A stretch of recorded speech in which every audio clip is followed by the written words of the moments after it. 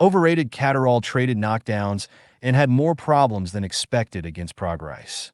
Although British Jack, El Gato Catterall has managed to rise to the top of the rankings with a mix of cunning, awkward boxing, and a series of victories against known opponents, the fact is that he is being very overrated.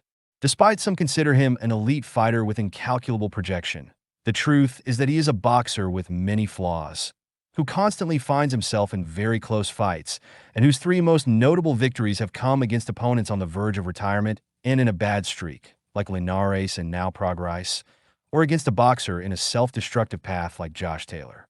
This was made clear again last night in Manchester, UK, against American Regis Ruger Prograis, a boxer who may have faced yesterday his last fight and who was in a very bad moment in his career, but who was still able to be competitive and knock down Catterall.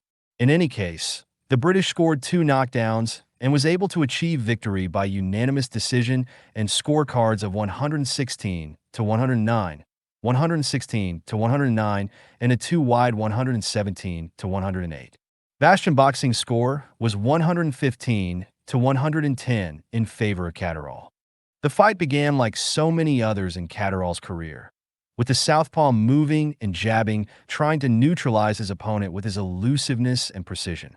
However, facing another unconventional southpaw like Prograis, the fight was close and both were successful with their jabs without reaching an obvious turning point.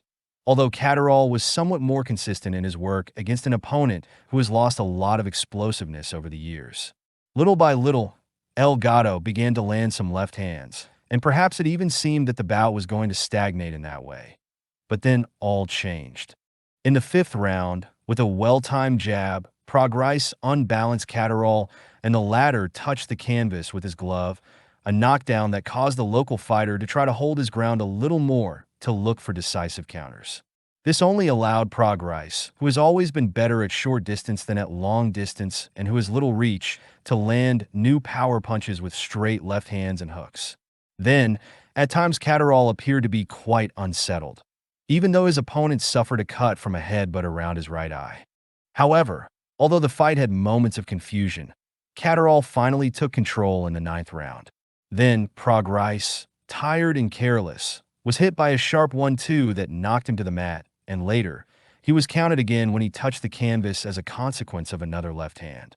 From then on, the boxer in better physical and moral condition had the upper hand, and Catterall won round after round with his jabs and his few straight lefts, but again, he was conservative and did not try to look for the knockout.